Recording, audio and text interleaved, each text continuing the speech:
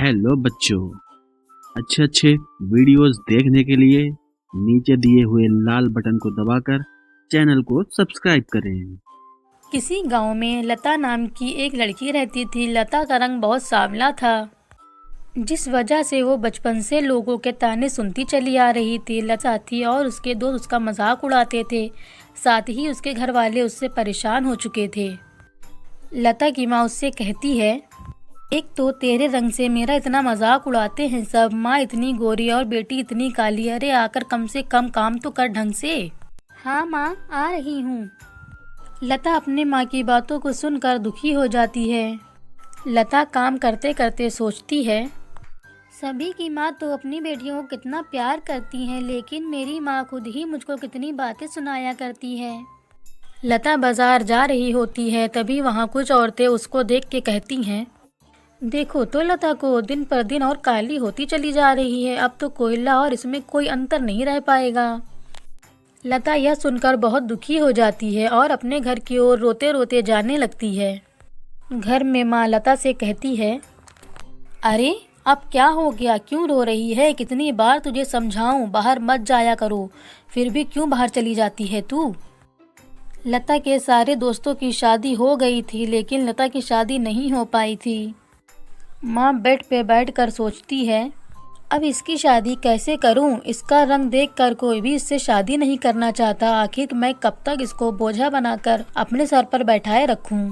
किसी भी तरह इसकी शादी तो करनी ही पड़ेगी। लता बहुत गुड़ी लड़की थी, उसे सब कुछ आता था, पढ़ाई लिखाई में भी काफी अच्छी थी, लेकिन रंग की वजह से वो मात खा जाती थी। माँ कटोरी में कुछ क्रीम लेकर लता के पास आती है, अरे सुन, ये एक बाबा जी ने लेप दिया है, इसे सुबह शाम अपने चेहरे पर लगा, इससे तेरे चेहरे पर खूबसूरती आएगी, तू गोरी हो जाएगी, तब जाकर शादी तेरी हो पाएगी। लता छोटे छोटे बच्चों को पेड़ के नीचे बैठाकर पढ़ाया करती थी।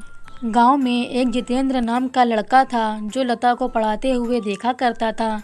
एक दिन वो लता के पास आता है, सुनिए, आपका नाम क्या है? मेरा नाम लता है, और आप कौन?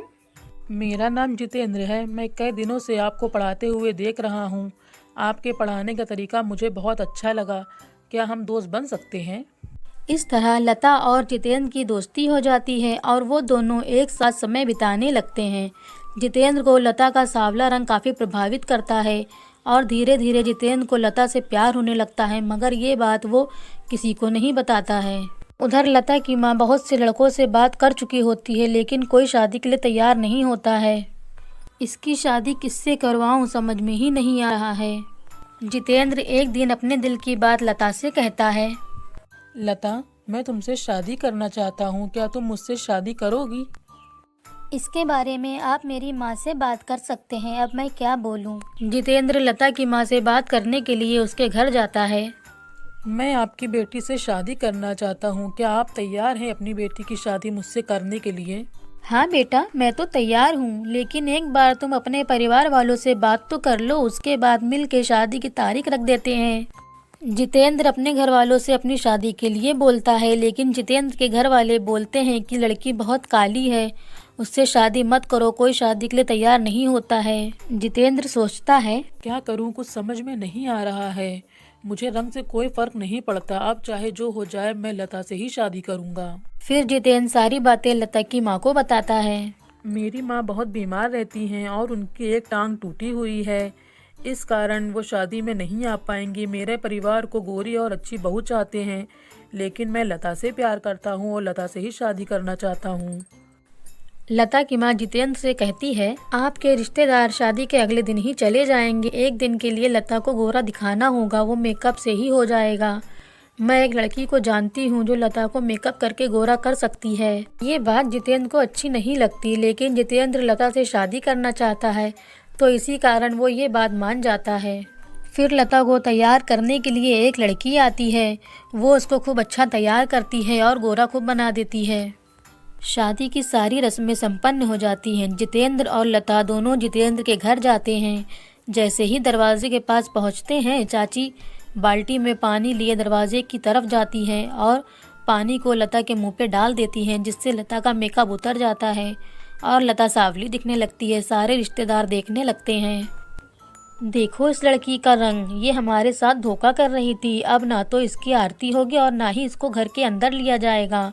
इसकी सारी सच्चाई मुझे शादी में एक औरत ने बता दिया था। ये बात सुनकर सभी रिश्तेदार आपस में बात करने लगते हैं और कोई भी आरती नहीं करता है। सबको इस तरह से देखकर जितेंद्र कहता है, मुझे पता था ये सावली है, मैंने सावली देखकर ही शादी की थी। आप लोग मेरी बात क्यों नहीं सुन रहे हैं? कोई भी जितेंद्र की बात नहीं सुनता है और कोई भी लता की आरती नहीं करता है।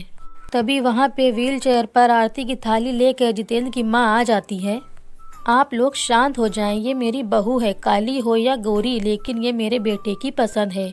गोरी ना हो तो मुझे कोई फर्क नहीं पड़ता, लेकिन मैं अपनी बहू की आरती करूँगी। जितेंद्र की माँ दोनों की आरती उतारती हैं और सब साथ रहने लगते हैं।